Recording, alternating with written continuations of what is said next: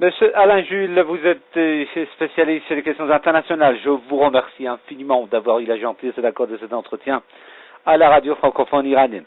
Monsieur Jules, le Hamas et le régime israélien ont annoncé une trêve de 72 heures, entrée en vigueur vendredi à partir de 8 heures du matin. Ceci étant dit, ces derniers jours, l'armée israélienne avait intensifié ses raids contre la bande de Gaza en visant très particulièrement les civils. Une école de l'ONU a été visée également par l'armée israélienne et le chef de l'agence de l'ONU pour l'aide aux réfugiés a tiré la sonnette d'alarme en ce qui concerne la situation déplorable dans laquelle se trouvent les habitants de la bande de Gaza. Comment vous y réagissez, monsieur Jules, s'il vous plaît? Écoutez, je crois que déjà il y a une falsification au niveau de la trêve, négociée, parce que si on parle français,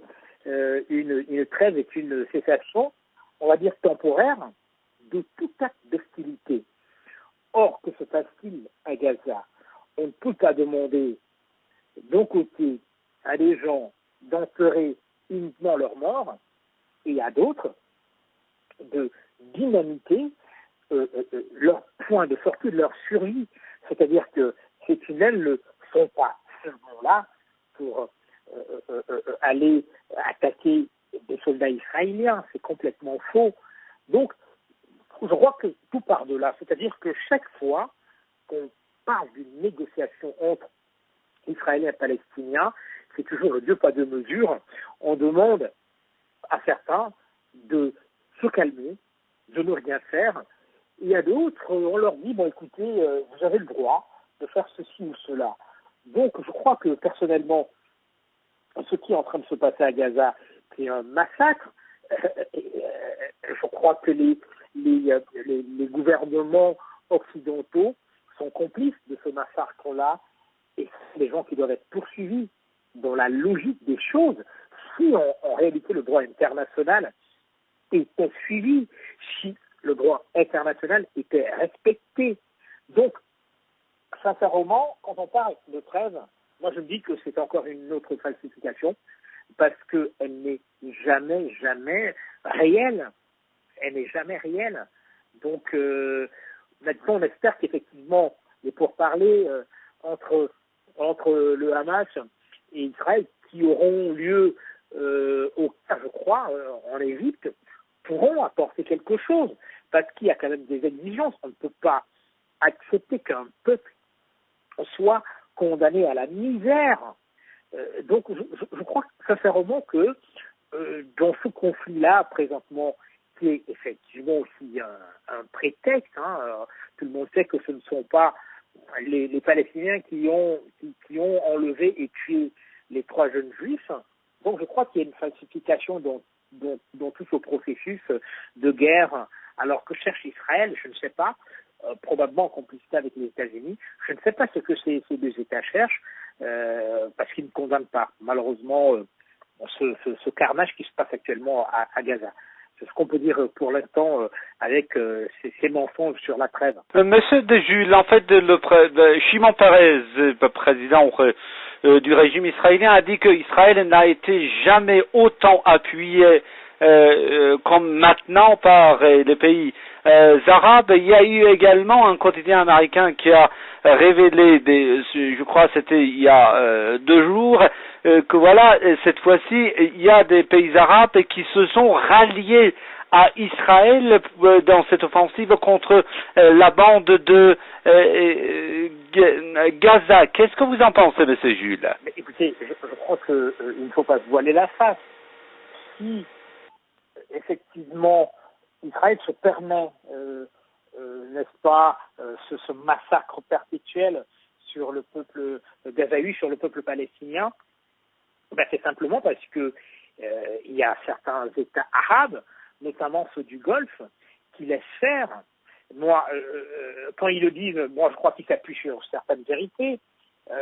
Moi je pense notamment à l'Arabie Saoudite. Ça veut dire que quelque part, ce qui se passe aujourd'hui à Gaza, c'est l'aval de l'Arabie Saoudite. l'Arabie Saoudite a probablement eu un accord avec ces gens-là. Et puis quand vous suivez les médias, notamment Al Jazeera, hein, le média qatari, on ne sait pas quel jeu ils jouent, ces gens-là. Ils font semblant de soutenir les Gazaouis. Ils passent leur temps à critiquer le président Sisi égyptien, etc., etc. Mais on comprend très bien que ces gens-là, derrière cette critique, une critique que l'Égypte, ils ne critiquent pas Israël. C'est assez étonnant. Donc on se dit probablement que ce sont ces pays du Golfe-là qui ont probablement qui ont eu un accord tacite avec l'État israélien pour qu'il aille finir le travail, comme ils disent maintenant dans la bande de Gaza. Je ne crois pas qu'il se trompe. Il s'appuie sur quelque chose, mais malheureusement, il n'a pas donné de nom. Mais quand vous regardez en filigrane, il s'agit probablement de ces deux pays-là, c'est-à-dire le Qatar qui fait semblant d'aller au pourparler avec l'Égypte, et puis bon, l'Arabie Saoudite qui n'a pratiquement rien dit, ce qui est étonnant. La Jordanie forcément, qui doit probablement aussi accepter ça. Donc c'est très grave.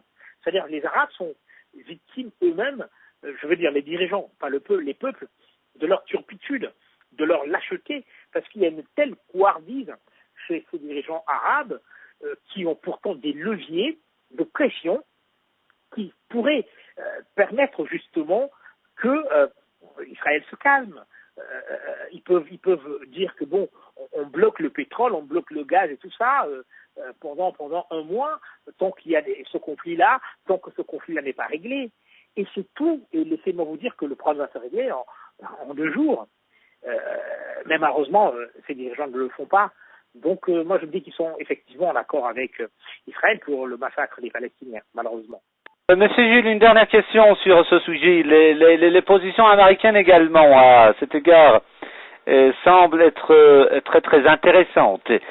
D'une part, par exemple, les Américains qualifient de blessantes et d'absurdes les critiques formulées par les Israéliens contre le secrétaire d'État américain John Kerry. Ils appellent en fait le régime israélien au cessez-le-feu, à en fait de faire preuve de retenue en ce qui concerne en fait la protection de la vie des civils. D'autre part, il y a eu en fait cette confirmation que voilà, les Américains avaient autorisé à Israël à puiser dans des stocks d'armes et de munitions américains en territoire israélien. Oui, mais c'est un peu clairement tort. C'est-à-dire que les Américains publiquement dénoncent, on va dire, quand il y a une attaque d'une école de l'ONU, les Américains disent à Israël, ce qui est terrible, qu'il faut avoir de la retenue. Qu'est-ce que ça veut dire avoir de la retenue? Alors qu'ils peuvent stopper cette guerre-là. Ils disent d'avoir de la retenue. C'est quoi avoir de la retenue? Sincèrement. C'est-à-dire d'atteindre essentiellement quoi comme cible? Je crois que à partir du moment où on connaît la densité de Gaza en matière de population, on ne peut pas bombarder ces gens-là. Alors, quand Israël dit, par exemple, que le Hamas prend la population civile pour bouclier humain, bref, qu'ils prennent ces gens-là en otage, c'est encore pire. À partir du moment où vous savez que ces gens-là, puisqu'ils disent qu'ils savent, ces gens-là sont en otage, et que vous allez quand même bombarder, ça veut simplement dire que vous commettez des crimes de guerre. On n'a jamais tiré sur des otages. Essayez d'imaginer cela. C'est-à-dire qu'il y a une guerre, vous allez quand même tirer sur les otages. Il y a hier, par exemple, l'ancien président américain, Bill Clinton, qui a dit « Oui, je savais que Ben Laden était à Kandahar. On a eu des informations. Mais si j'allais l'arrêter, j'allais tuer 300 innocents. » Voilà. Donc, on va dire qu'il y a de la moralité dans ce comportement qu'a eu le président Bill Clinton. Mais Israël n'a pas de morale. L'armée israélienne n'a aucune morale. À partir du moment où ils disent tous les jours que oui, le Hamas prend ces gens-là en otage, mais ils vont quand même bombarder. Et quant aux Américains, qui le savent très bien, c'est de l'hypocrisie. Je me dis qu'il y a un aval tacite. Allez-y, bombardez, même si l'opinion publique internationale se plaint, allez-y, il n'y aura rien, personne ne fera rien. D'ailleurs, au niveau du Conseil de sécurité, si on essaye de vous condamner, nous allons poser notre veto. Et puis voilà, et ça continue comme ça. Mais le problème, c'est terrible, c'est que ceux qui détestent Israël, ils sont contents de ce qui se passe. Parce qu'Israël est en train de s'isoler sur le plan politique, sur le plan international et même militaire. Donc, je me dis quand même qu'il y a un véritable problème. Et il faut savoir où sont les vrais antisémites. C'est ceux qui sont derrière cette guerre-là. C'est ceux qui sont en train de tuer l'État d'Israël, justement. Et puis, que voulez-vous, ils tirent tellement sur la coque qu'un jour, elle va se casser. Voilà, c'est ce qu'on peut dire par rapport à ce conflit.